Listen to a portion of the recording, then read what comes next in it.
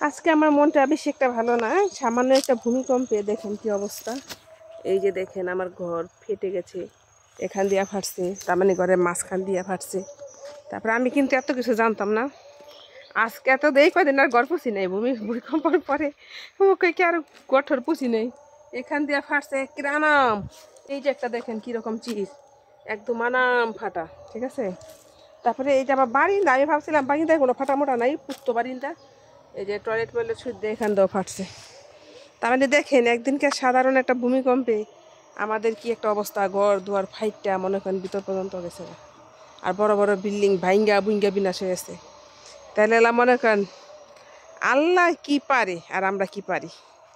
কয় আল্লাহ রাতে বোকা দাও, আস্তে আস্তে করবো গাও। বান্দা সময় থাকতে আল্লাহর কথা বলো, আল্লাহর গান গাও, আল্লাহর নামে কিছু করো, দেখবা ঠিকই ভালো থাকবা, ঠিক আছে। আল্লাহ যদি ভালো না রাখে আমরা ভালো থাকতে পারবো না।